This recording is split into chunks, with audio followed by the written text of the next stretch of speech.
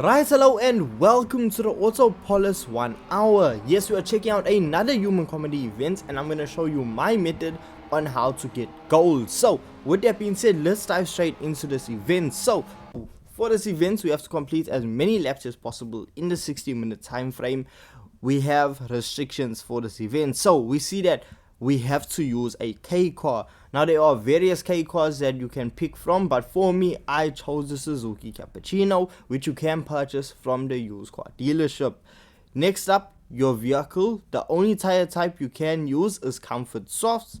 Your vehicle has to be 400 performance points or less, and no nitrous is allowed for your vehicle. Now if you are looking for this event, you can find it under the missions tab on your main lobby screen of the game. So once you have your Suzuki Cappuccino, these are my settings. So to align with the restrictions for this event, we have Comfort Soft tires for both the front and the rear.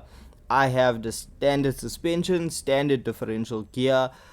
For downforce, I have 100 downforce in the rear. This is because I put a medium height rear wing on the vehicle in plate type 7, but that doesn't really matter what end plate you use, but that is the rear wing I have and why I have 100 downforce. Also, I must mention that the vehicle is equipped with a wide body kit. So going back over into what the vehicle has, we see that it has a fully customizable ECU set to 100. It has no ballast. The power restrictor is set to 100. I have a fully customizable racing transmission set to 190. No manual adjustments have been made to this transmission. Then if we look on over to the second page, we see that I have a low RPM turbocharger, an anti-lag system with the anti-lag system set to strong, a racing intercooler, racing air cleaner, racing silencer, racing exhaust manifold, racing slotted disc, racing brake pads. I have no handbrake, no brake balance, no steering angle kits.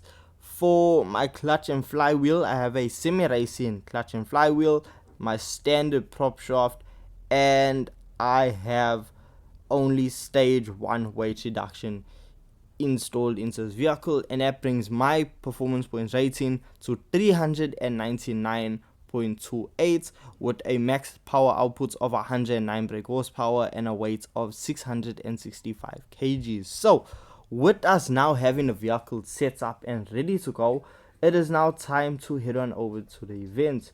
So tips for driving this vehicle. Number 1, you need to have a manual transmission.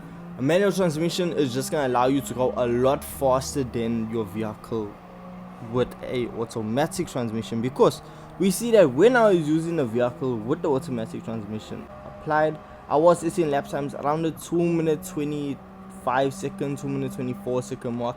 However, when I did change on over to using a manual transmission, I then began setting lap times around the 2 minute 20 second mark. And that is what I'm going to show you now as my lap guide, insanely fast lap times in the Suzuki Cappuccino. So starting off, when you are coming down the main straightaway, you want to make sure your vehicle is on fuel map level 1. Now chugging down the main straightaway, you aren't really going to be going that fast, because with these vehicles being extremely low with the performance rating, you aren't going to be seeing that fast of a speed. Then you want to brake and you want to aggressively turn into turn 1 and brake hard, let the vehicle coast through the corner and then let it continue. Then once you make it through a corner, just accelerate hard, and you need to be shifting up extremely early to remain in boost. When you come to the second turn, well, what you need to do is actually change your fuel map over to fuel map level 3 while you are braking before the second corner. Then while you're on your brakes, you want to shift down to fourth, and you are just going to ride in that gear throughout the section. Now yes, as you can see, I'm in third and my fuel map is set to 4, but I do change it. So as you can see, with the vehicle being in fourth gear, it allows you to be so low in the rev range that you are in boost and really making power. This is where the low RPM turbocharger really thrives, so this is where you need to remain. Then when we were coming up to this tight hairpin, I dropped it down into third and just let the vehicle carry as much speed as possible through this corner and then accelerate.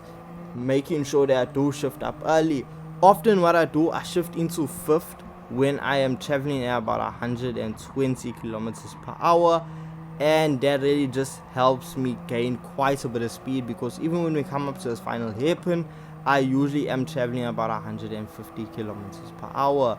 Now when you are coming around this hairpin, you want to actually drop your fuel map down to fuel map level 1. You need to be as aggressive as possible, because you want to carry as much speed as possible coming down this hill. So coming down the hill, we can see I just shift up, as I said, super early.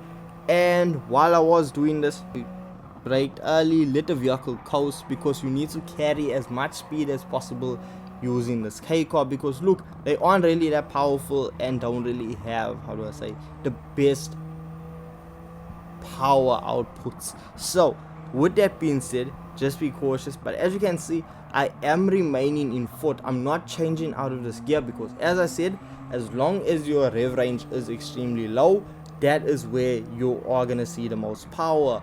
I know it's strange, it's gonna be difficult to use at first, but overall I did manage to complete this lap a 2 minutes and 20-second lap, which is a lot faster than the AI, because you are gonna find the AI completing laps around the 2 minute 25-second mark, 2 minute 24-second mark.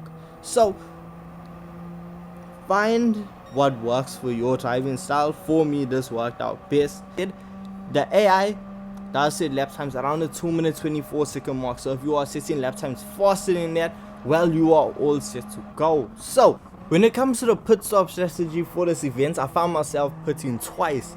First pit stop being at the end of lap 10, and the second one being at the end of lap 20. So for the first pit stop, I changed tires and I filled my vehicle up to 100%. For the second pit stop, it's up to you, but I suggest you change your tires, and you can decide whether or not you want to fill your vehicle up all the way to 100%, or up to how many ever laps you think you need to complete the event.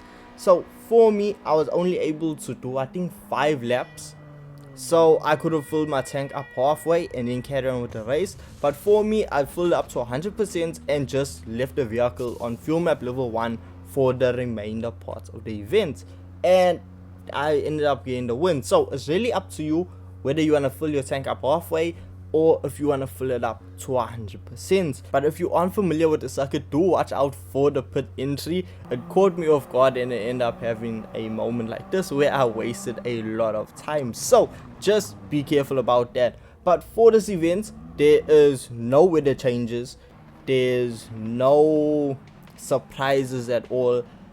It's very focused on your fuel management and whether or not you have a good setup in your vehicle. So I say test around with your vehicles. If you aren't setting lap time on the 2 minutes 25-second mark, you need to go back to the drawing board and see how you can improve that time. But overall, it's a fun event. I enjoyed it, and let me know in the comment section if you found this video helpful. And with all this being said, thank you so much for watching, thank you so much for your time, and I'll see you guys in the next video. Peace.